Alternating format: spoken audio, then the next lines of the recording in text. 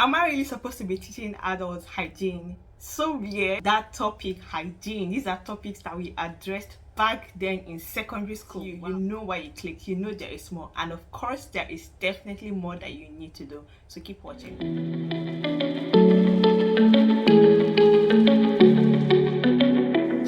Hey guys, welcome back to the channel. It's your girl Ebube Okoye. I'm back with another video. I'm going to touch on body odor later on in this video, probably the last thing.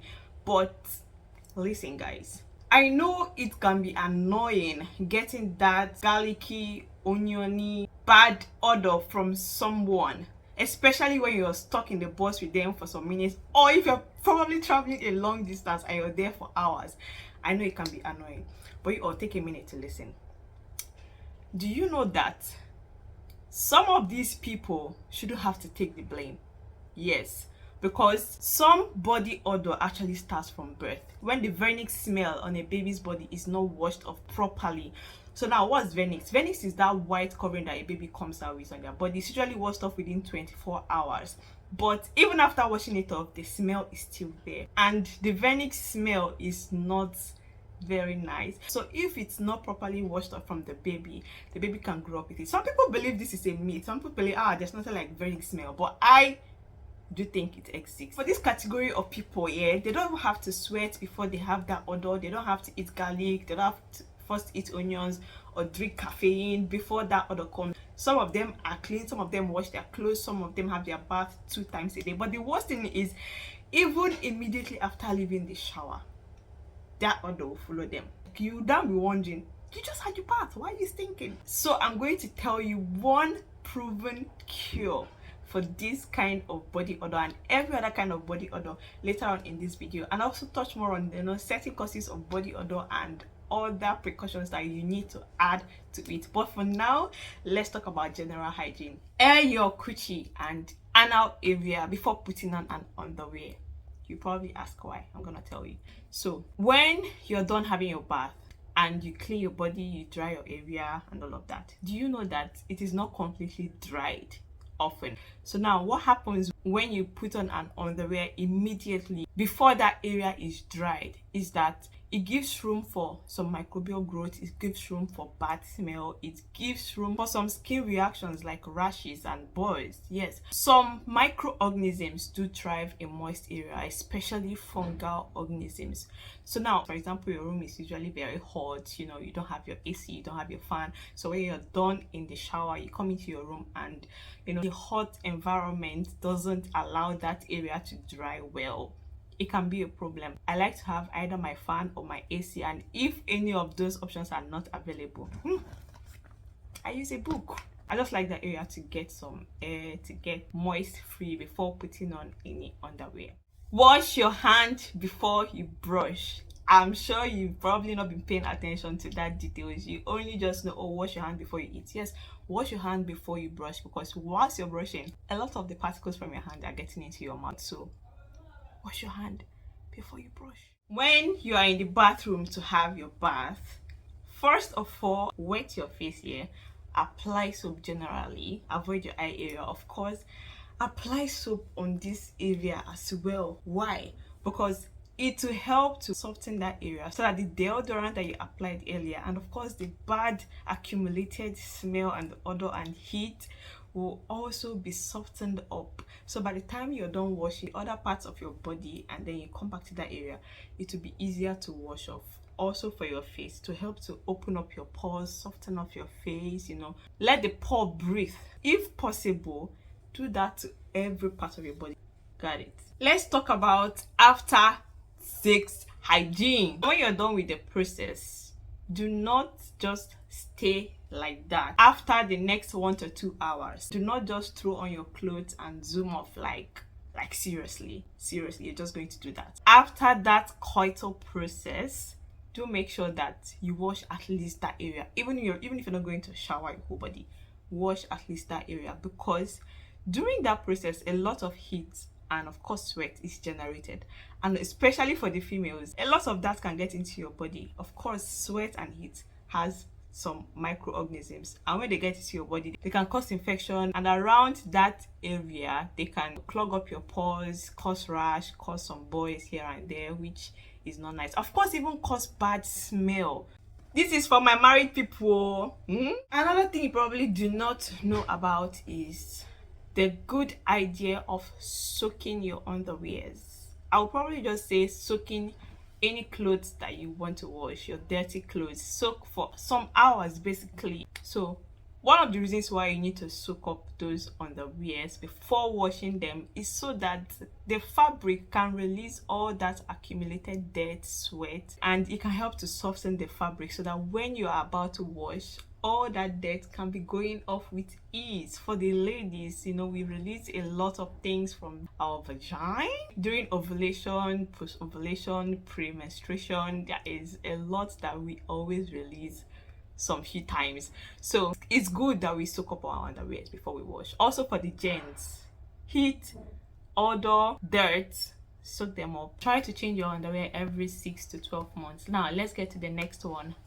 Your ears, your ear hygiene. Wash your ear each time you have your bath, and make sure that you clean up your ears for 2 reasons. First is to remove earwax that you don't want there, and secondly, after having your bath, you know, water gets into your ear, soap gets into your ear, and if you leave that inside, it can cause an infection usually called swimmer's ear. You might start having pores coming out from your ears, you might start having itch, you know, bad smell from your ears. So try to clean up your ears very often. How can you be seeing clogged earwax in an adult's ear? It can, no, but seriously, have you not seen people like that? Like from a distance you can see a lot of wax around their areas, and you're wondering, like, do you not clean your ears? Like seriously, do you not? So try to clean your ears as often as possible, and after shower, if water gets into your ear, clean it up as well. Shave, yes, because the excess hair, especially around your genitals, retain a lot of heat, a lot of sweat, and it can clog up your pores and start causing boil. So if you're always complaining about boil in your genital, rash and all of that, try to look at that. Everything is not STI. Try to look at shaving your genital and your armpit as well. Now if you want to shave with a shaving beak, do not just go in there and just like, no, you're going to damage yourself. You're going to go home with a lot of aftershave bombs. You're going to cut yourself. So now here's the process.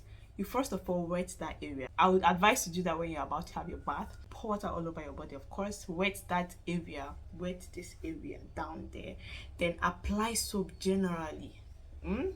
Leave for some minutes. Probably you just go on to wash the other parts of your body. Yeah, so by the time you're done washing the other parts of your body, you come back, that hair there is softened, the pores are softened, so when you shave, you're not left with ingrown hairs, aftershave bumps or rashes and all of that, even cut on your skin. Very important. Stop using scented soap around your genitals, especially for the ladies.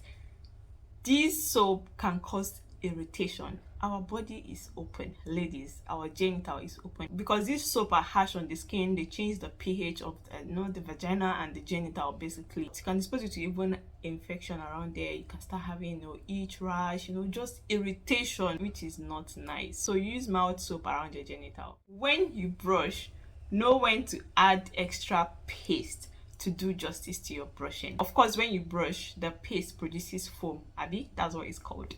Now you go on to keep brushing, and your mouth is releasing a lot of odor, it's releasing the tartar, the build up and all of that. So at some point you might start feeling that the foam is being saturated, oversaturated with all of this. Feel free to pour it out and go in again, so that by the time you're done brushing, your mouth is, of course, very fresh. It is not a crime to brush twice per time, and of course advisable, you already know you have to brush 2 times a day, morning and night, so basically 4 times a day. And of course you need to change your toothbrush every 3 to 4 months. Now, one big question: do you really know how to brush? How do you brush? Do you just and you rinse your mouth and you're done? No, I'm going to show, so weird, but sorry, I am going to demonstrate the proper way to brush using my hair clip. Yes, let's go there. So now let's use this as your teeth. Yeah, you go in here, brush the inner, brush the upper, brush the outside, whichever technique you want to use, this way or this way or this way or this way. Same with this. Go inside, go on top, go here. So also make sure that you put your hand inside your jaw so that you get the teeth that is behind here. Very important. Sometimes we have to open our mouth like, brush the skin around your dentition, and of course brush your tongue. We get it, we get it. So now let us talk about body odor. So aside from, you know, the cause from breath that I mentioned earlier, from the venic smell, do you know that body odor is caused by bacteria? Now the skin is covered with, you know, normal bacteria and microorganisms naturally on the skin, but now it's a problem when there is an overgrowth of some of the microorganisms and bacteria, specifically Staph hominis and Corynebacterium. These two bacteria release odorants when they come in contact with sweat, and these odorants are not the best. They are what contributes to the body odor. Like, some have this he-goat-like smell, some have this common-like smell, you know. But you guys, let me tell you something. Whatever the cause of your body odor is, this is the solution. This soap is called HYGIENE soap. It is manufactured in Ikeja, Lagos, Nigeria. I'm not sure it's predominant in a lot of states, not to talk of outside the country, but please, anyhow you want to be able to source this soap, do go ahead to source this soap. This is not a paid advert. I do not have any affiliation with this company. I got to hear about this soap from a relative. Actually, I know someone that she knows that had a very severe odor, and so at some point I found out that, you know, the odor is no more, and I had to ask my questions, and she's like, well, she got to know about this soap. Initially she had her doubts. She was thinking, oh well, this soap, well, but she gave it a try, and this soap did wonders. Within 2 months, her life was changed. You may have seen this soap lying on the shelves of some supermarkets. You may not even have known what it's all about. It's not very popular, you know. You won't even really know when you see this soap. You just feel like, oh, it's an antiseptic soap, but instead of going for this, let me go for the normal Dettol soap and all of that. No, this is a special soap. Anyhow you want to lay your hands on this soap, just try. Of course, let's talk about some other precautions that you need to take to get rid of that body odor. Now, the first thing you need to do is to take out your foam under the sun for days, because of course I have mentioned that odor has a lot to do with sweating and microorganisms, and of course this is somewhere that you have to sleep for hours, so a lot is transferred from your body to your bed and from your bed back to your body. So your living area needs to be well ventilated. You know, just avoid anything that is going to make you sweat in your room. Change that your sponge from the regular. Get those hand sponges that you have to wear as gloves. They're going to help to go around your whole body generally. Some other sponges, I find it hard to use them because they make you lazy. Sometimes you miss some parts of the body because they just keep slipping off your hand.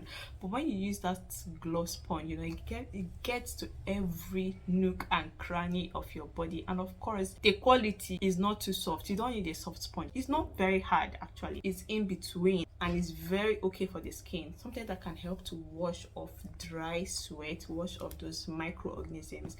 And of course, another thing I'm going to advise is avoid wearing tight clothes, especially around the armpit area. Try to wear loose clothing that can help your body get access to enough ventilation. Wear more of cotton materials, your underwears, your clothes generally, because cotton allow your body access to ventilation, and of course it helps to absorb sweat. So instead of those sweat just remaining on your body and drying up, it gets absorbed by that cotton material. And of course, change up your underwears. I've already mentioned that earlier.